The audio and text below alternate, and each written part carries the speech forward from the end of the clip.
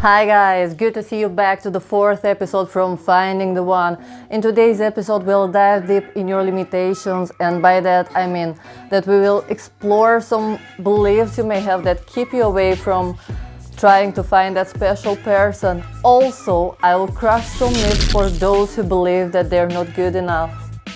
I want to share with you the most common limitation that I've seen in my coaching practice, and that is the belief that I'm not good enough, I'm not there yet, or I'm not ready. And the belief that I will be ready when I'll have that job or that house or any other future event. On the other side, here's your competition. We have those who believe that they'll get everything when they'll get the right partner who will support them and motivate them to achieve all that. And thirdly, we have those people who are so focused on their career, on their future, that they don't have time to get involved in any serious relationship. Which one of them are you? Have you noticed that all three categories I've just mentioned have something in common? All three place their hope in a future event, and that's when anxiety kicks in. Any worry about the future will bring along with it anxiety. I'll talk about mindfulness and living in the present moment in a different video. But now let's see how we can smash those myths and how we can create a better story for yourself.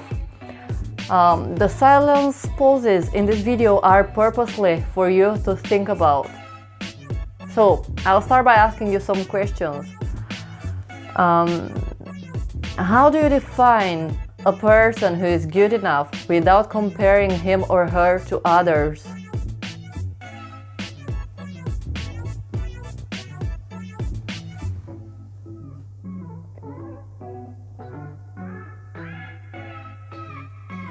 In other words, how would you look if you are good enough?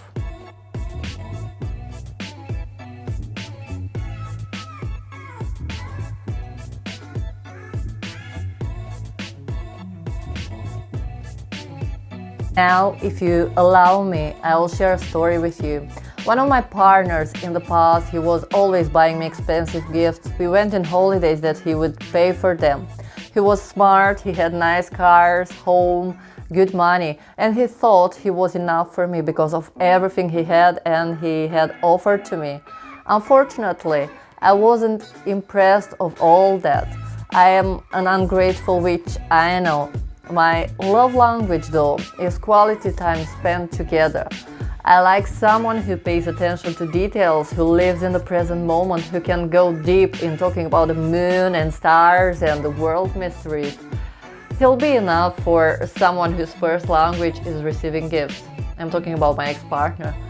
And I'll give you a hint here, and that's one of my secrets in creating strong connections with people. We have something in common, all of us. We like to be understood, to see that we matter to someone. And the best way to be enough and a good partner is to listen, to pay attention to details, how they drink their coffee, how they wear their hair. Each conversation we have with someone will give us hints about their personality. Never assume that what you have to offer is what they want from you. You may believe you don't have enough, but sometimes it's not the appearance, it's not the money that make you attractive. Listen, think, and then judge if you're enough or not. I've been brought up by my parents to be the best. They were expecting me to excel in everything, so they wouldn't feel they failed as parents. It's recently that I understood that I am enough for myself, and that was good enough for me to keep me going in the right direction.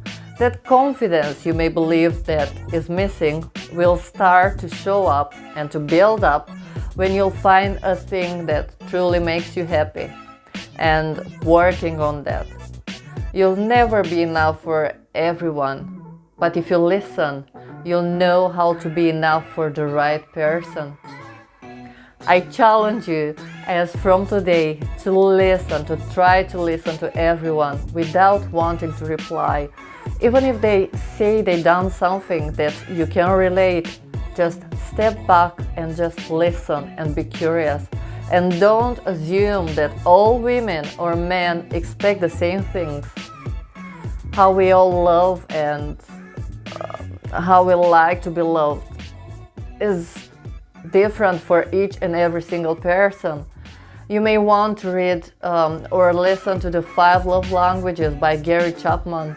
You'll understand why it's so important to be the right glove for the right hand, or you can be the right glove for the left hand and see if that works for you. I want to thank you for your time, and I really love when you share your thoughts with me and critiques about my finger.